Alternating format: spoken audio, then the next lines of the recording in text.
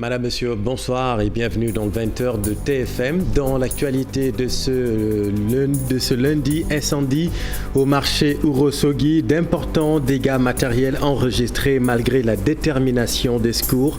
L'origine du sinistre n'est pas encore connue. Lutte contre l'immigration clandestine, mise en place d'un cadre d'action à Kafountine pour enrayer les initiatives de départ.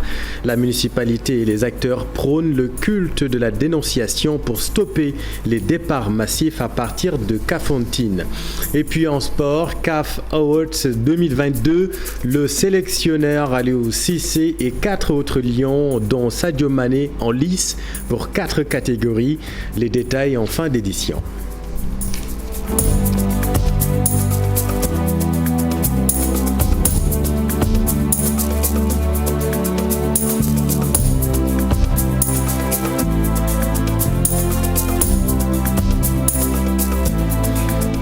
Le feu s'est déclaré la nuit dernière dans le nord du Sénégal à Ourossogui. Les dégâts matériels sont considérables malgré la détermination des secours. Le bilan officiel n'est pas encore communiqué. Voyons tout cela avec Ali Bandelian. C'est un incendie d'une rare violence qui s'est déclaré au marché central de Ourossogui. Le feu, dont l'origine reste encore pour le moment inconnue, a tout ravagé sur son passage. Les populations arrivées en premier étaient impuissantes. Les éléments des sapeurs-pompiers se déploient alors avec tout le dispositif existant dans la région de Matam. Mais malheureusement, leur mission allait être plus que compliquée. La Sénélec ayant mis la zone hors tension, les sapeurs ne parvenaient plus à ravitailler leur citerne.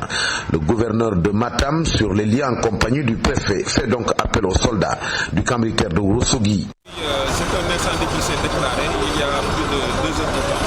Donc on a essayé de coordonner ça à distance, mais vu la violence des incendies, il a fallu qu'on se déplace pour suivre de très près les opérations. Alors la situation est la suivante. Le foyer initial est complètement fermé avec les 2 citernes qu'on a déployées sur place. En plus de ces 2 citernes aussi, on a essayé vraiment de déployer 2 autres citernes. La citerne de l'armée et une autre citerne qui va venir de l'université.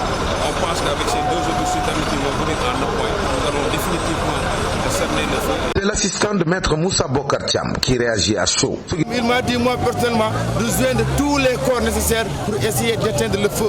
Donc j'ai eu le lieutenant du sapeur que j'ai appelé au téléphone, qui a lui aussi à son tour, il a déplacé une équipe pour venir vraiment éteindre le feu. Au lendemain du drame, nous sommes retournés tôt ce matin au marché de Ourossogui. Sur place, les sinistrés en nombre n'avaient que leurs yeux pour constater les dégâts. Une équipe de sapeurs-pompiers poursuivent les actions pour maîtriser totalement le feu qui a tout ravagé sur son passage. Les autorités locales de Kafountine engagent le combat contre l'immigration clandestine. Un cadre d'action commun qui implique chefs de village, chefs de quartier et autres leaders d'opinion en relation avec les services de sécurité est mis sur pied pour enrayer toutes les initiatives de départ clandestin à partir de Kafountine. Les acteurs invités à instituer le culte de la dénonciation pour stopper l'hémorragie, décision prise lors d'un forum local sur l'immigration irrégulière à l'initiative de la mairie de Kafountine. On voit tout cela avec Lamine Ba et Lamine Mandiank. La posture des autorités de Kafountine en ce qu'il s'agit de la lutte contre l'immigration clandestine va changer. Elle passe de sensibilisation passive à des actions concrètes de lutte contre le phénomène. La brigade de gendarmerie de Djouloulou, qui assure la couverture sécuritaire de la zone, a décidé d'impliquer les chefs de village, les chefs de quartier et les leaders d'opinion. Donc je vous exhorte à la prévention. Le modus operandi des convoyeurs, ils confectionnent une pirogue, ils viennent mettre ça au niveau des ballons. Tout le monde sait que les ballons sont difficiles d'accès. Avec mon véhicule, je ne peux pas aller tout de suite à Hilol ou bien à Saloulou. Il faut une préparation. Donc ils savent que c'est des zones difficiles d'accès, mais qui sont habitées. Donc on peut les combattre si on a la collaboration des chefs de village, des jeunes qui sont tout le temps en train de faire la pêche ou bien la navette. Donc je voudrais vous exhorter à plus de collaboration pour dénoncer. Ces initiatives vont s'opérer dans un cadre mis en place à cet effet et qui sera piloté par le sous-préfet de l'arrondissement de Kataba 1. Lui-même annonce d'ailleurs que ce cadre d'action sonne le début d'un combat acharné contre tout départ clandestin dans la zone. À chaque année, la gendarmerie a eu arrêté des convoyeurs. Donc c'est une pratique qui est réprimée par la loi. Il faudrait que les gens sachent à quoi s'en tenir. Les complices, ils sont là à Kafountine, ils sont là dans l'arrondissement. Il faut dénoncer ces gens. Et je rappelle que la dénonciation est légale. Le combat va commencer aujourd'hui et que plus aucun autre départ se fera ici à Kafountine. La mairie qui a initié le forum local sur l'immigration clandestine pour faire germer les propositions de lutte et la mise en place du cadre d'action pense à l'instauration d'une politique économique en guise d'alternative au phénomène. Kafountine qui est réputée comme étant une zone économique, une zone attractive, est devenue aujourd'hui, de par ce phénomène-là, en tout cas reflète une image très négative au niveau national et au niveau international. C'est ce que nous voulons corriger pour que vraiment Kafountine retrouve cette envie et cette attractivité que Kafountine a longtemps connue. Cette prise de conscience collective sur la nécessité d'agir contre le statut de zone de départ de migrants vers l'Europe survient quelques jours seulement après l'incendie d'une pirogue de migrants qui a fait 15 morts connus. Des personnes ont été arrêtées et placées sous mandat de dépôt. La mine Kafountine qui est devenue un site de refuge de malfaiteurs de la sous-région à la faveur de l'absence d'un dispositif sécuritaire suffisant pour enrayer ce fait. L'édile de la commune de Kafountine qui estime que cela ne facilite pas la lutte contre l'immigration clandestine exhorte les autorités à y implanter une brigade de gendarmerie, un cantonnement marin également pour le contrôle des côtes et un camp de sapeurs-pompiers. David avec notre équipe dans le sud. De par sa composition géographique et stratégique, Kafountine est devenue une grande ville. Ce n'est plus une petite commune, mais c'est une grande ville avec une population de plus de 40 000 habitants. Je l'ai dit et je l'ai redit, pour l'accompagnement de l'État, il faudrait qu'il y ait les services régaliens de l'État avec une brigade de gendarmerie, avec un cantonnement marin pour le contrôle des côtes de la commune de Kafountine. Il faudrait également un camp de sapeurs-pompiers parce que c'est devenu vraiment un dépotoir, c'est devenu un site de refuge des malfaiteurs aujourd'hui du Sénégal et de la sous-région. Parlons éducation à présent. À Bambey, les élèves des classes de terminale du département ont eu droit à un dernier cours de philosophie dispensé par une palette de professeurs en service dans ce département. La particularité de l'exercice, c'est qu'il s'est déroulé sur la place publique avec des élèves, vous allez le voir, venus de partout. Tout cela avec Boubacar Diouf et Nongondiaï. C'était tout oui, leur attention captée par les envolées à couper le souffle du professeur de philosophie Alpha Touré. L'homme est à la retraite mais n'a rien perdu de son verbe. Bien sûr, sous une forme très résumée, de leur donner des éléments clés de repère pour qu'ils puissent poser les bonnes questions devant une dissertation ou en tout cas devant un commentaire, qu'ils puissent aussi avoir suffisamment une bonne compréhension de ces différentes questions qui ont été soulevées et être en mesure vraiment de faire du bon travail.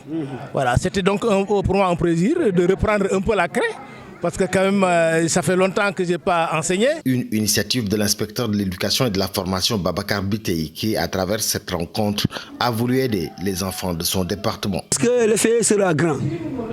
Les enfants pourront beaucoup profiter de cette journée-là. Parce que même nous adultes, qui sommes aujourd'hui des cadres du système, nous en avons beaucoup profité. Parce que si vous suivez l'exposé de Moussé Toué, il a ramassé pas mal de choses et il a été très pertinent. Les élèves venus des différentes communes du département disposant de classes de terminale sont rentrés très satisfaits. Et à Fatick, des centaines de candidats au baccalauréat ont assisté à la conférence de philosophie initiée cette fois par le mouvement La Main de l'Espoir. La philosophie, première épreuve à passer le 14 juillet prochain et il fallait donc bien se préparer selon El Hadj Souleymane Diouf, coordinateur de La Main de l'Espoir avec Aminata Goudiaby.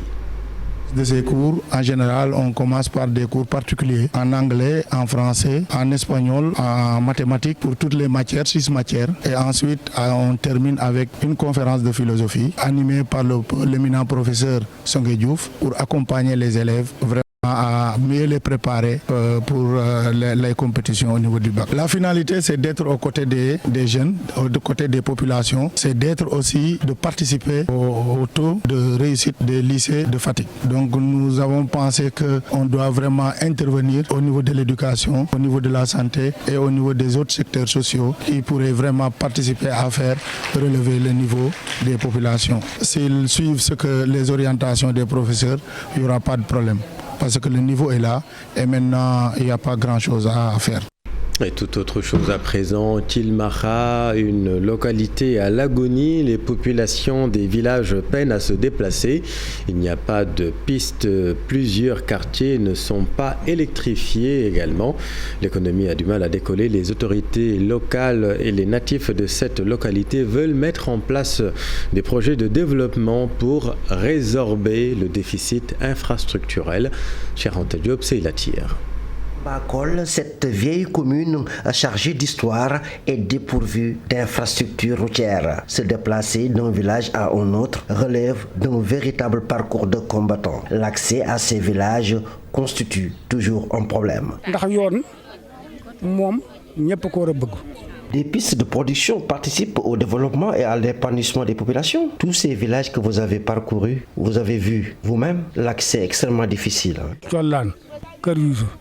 yeew affaire ba njëmb ba njànkaat ba ciidee ak pari njaay yooyu yëpp ba bëgg a dem mbayen daanaka fii lañu jaar si ak muy dagg. La construction de ces pistes de production est la bienvenue. Le maire de Tilmaha dénonce le retard accusé dans le démarrage des travaux de modernisation de ces villages. Il compte réagir au plus vite. De modernisation des villages, on a instruit un géomètre qui nous a fait les levées topographiques de chaque village. Donc, les 63 villages seront délibérés. Donc, chaque village aura sa superficie. On a un programme d'électrification rurale. Nous avons procédé au lancement des travaux de la piste de Tilmaha Digne-Yew, financée par le FERA, pour un coût global de 147 millions. Du logement de l'ICP et du poste de santé de Digne, financé par le PNDL. Faire de Tilmaha Bakol une commune propre, les opérations de nettoiement et de désencombrement sont lancées. Des tas d'immondices se sont éparpillés un peu partout au niveau de plusieurs quartiers de la localité. Merci Chiranta. Frontalier à la Gambie, le département de Bunkiling fait face à de nombreuses difficultés. Certaines localités dans le Kabada sont sans eau ni électricité. Autre problème dans cette partie du pays, le trafic illicite de bois y gagne du terrain. Babacar Bakari Conté et Kaliyame reportage. Nord de la région de Sédhiou, le département de Bunkiling traverse d'énormes difficultés, manque d'eau potable, d'électricité, de routes et de salles de classe. Baladiara, habitant de Bunkiling. C'est l'un des départements vraiment qui abrite plus d'abris provisoires dans le Sénégal. Et ce qui pose vraiment un problème. Donc au lieu de faire 9 mois d'année scolaire, on est obligé de faire 6 mois ou bien 7 mois. Parce que les abris ne sont pas praticables. Dès les premières gouttes de pluie, l'enseignant est obligé de plier ses bagages. Parce que c'est-à-dire, ce qu'on appelle abri ici, ce n'est pas des abris. Un abri est censé protéger les personnes à l'abri de la pluie et du vent. Et ce n'est pas le cas. Frontalier à la Gambie, le trafic illicite de bois gagne du terrain dans cette partie de la région de Sédhiou. Les populations parlent d'un manque de volonté politique. C'est un fléau qui date depuis longtemps. Moi, je pense que c'est un manque de volonté politique. C'est un manque de volonté politique manifeste. Parce que ceux qui sont vraiment censés régler ce problème-là, vraiment, s'ils ne le font pas, les populations ne pourront pas le faire à leur place. Dans chaque commune, il y a un maire élu qui est le représentant de l'État, qui est le premier magistrat de la commune.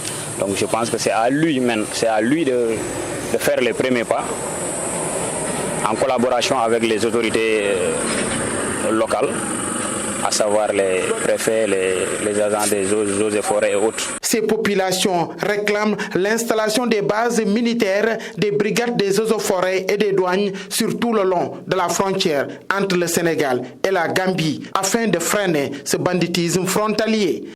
Merci Bakary. Redynamisation des activités du pôle aquacole de Sédhiou. L'Agence nationale de l'aquaculture renforce le pôle en mettant sur place plusieurs infrastructures. Désormais, les étangs de poissons passeront de 18 à 53. Plus de 150 jeunes et femmes seront recrutés également dans le pôle, nous dit Dr Teningsen, directrice nationale de l'Agence nationale de l'aquaculture, avec Bakary Conté et Kali Diamé. Le pôle a été initié il y a quelques années, mais également d'autres projets sont mis en place dans la région. Donc parlant particulièrement du pôle, il était donc réalisé, mais il fallait le rendre plus fonctionnel en termes d'alimentation d'eau. À titre d'exemple, aujourd'hui, donc par rapport aux travaux effectués, le nombre d'étangs fonctionnels va passer de 18 à 53, mais également en termes d'approvisionnement en eau, peut-être la capacité d'eau va passer du simple au quadruple. Ce qu'on vise, c'est que les GIE qui sont donc bénéficiaires puissent avoir plus de revenus, les jeunes, les femmes de la région puissent avoir plus en tout cas de revenus à travers l'activité piscicole. J'expliquais tout à l'heure à monsieur le préfet, on a visité un étang de 1000 m² dans lequel on a mis 10 000 alevins. Aujourd'hui, ici, en 4 mois, on récolte 200 grammes parce que la particularité de la région, c'est qu'on peut vendre des 150 grammes, même plus petits. À 200 grammes, ils peuvent vendre déjà les kilos à 2000. Si on récolte donc 2 tonnes par cycle et on le fait 3 fois par l'année, c'est 6 tonnes. Et si on le vend à 2000 francs, c'est 12 millions pour un seul étang. Imaginons que donc un GIE ait 2 étangs et que vraiment on puisse atteindre ce rendement. Donc pour dire que c'est une activité économiquement rentable qui peut quand même donc contribuer à l'amélioration des conditions de vie de la population de la zone, mais également à la création d'emplois pour les jeunes et pour les femmes. Et puis un mot de sport, CAF Awards 2022, la Confédération africaine de football a révélé les finalistes des CAF Awards 2022 au Maroc. L'équipe nationale du Sénégal, son sélectionneur Aliou Cissé et 4 lions sont en lice pour 4 catégories. Plus de détails avec Cher Sadibou Diarra. Internationaux encore bien placé pour une razzia au CAF Awards 2022. Le pays champion d'Afrique en titre est en lice pour le titre de meilleure sélection de l'année. Il est en lutte avec le Cameroun, le Maroc, le Burkina Faso et l'Égypte. Pour le trophée tant convoité du Ballon d'Or, de 5, ils sont maintenant 3 lions qui vont défendre les couleurs du Sénégal. Le gardien de but Edouard Mendy, le défenseur Kalidou Koulibaly et l'attaquant Sadio Mané comme grands favoris sont en course contre 7 autres finalistes dont les Camerounais Carlou Toko Ekambi et Vincent Aboubakar, l'Égyptien Mohamed Salah. Le milieu de terrain Pape Matar Sarr, nouveau sociétaire de Tottenham en Angleterre, est lui aussi finaliste pour le titre de meilleur jeune joueur. Il est en concurrence avec entre autres le Burkinabé Dango Ouattara, l'Ivoirien Karim Konaté. Le sélectionneur des Lions du Sénégal, Aliou Cissé, est également en piste pour le trophée de meilleur entraîneur de l'année. Celui qui est surnommé El Tactico est en lutte avec Carlos Queiroz, Tom Saintfiet, Pisto Motsimane et Walid Regragui. Les CAF Awards 2022 sont prévus le 21 juillet prochain à Rabat, au Maroc. Merci cher. Et puis nous venons de l'apprendre, l'administration pénitentiaire informe de l'évasion dans la nuit du 9 au 10 juillet 2022 de Pape Mamadou Seck, mandat de dépôt du 29 juin 2022 écroué à la maison d'arrêt et de correction au pavillon spécial de l'hôpital Le Dantec. Incarcéré à la maison d'arrêt de Rebus, Pape Mamadou Seck a été transféré sur avis médical à la maison d'arrêt et de correction du pavillon spécial de l'hôpital de Dantec depuis le 1er juillet pour le traitement d'une pathologie sévère. Pape Mamadou Seck fait donc l'objet d'un avis de recherche et d'arrestation suite à son évasion. Selon nos informations, il faisait partie du commando de la force spéciale arrêté lors des événements du 17 juin dernier. Nous y reviendrons dans nos prochaines éditions. Voilà, c'est la fin de cette édition. Merci infiniment de l'avoir suivi. Les programmes continuent sur TFM. Restez avec nous. DNT, les programmes continuent. Restez avec nous. Vous êtes au bon endroit. Bonne soirée.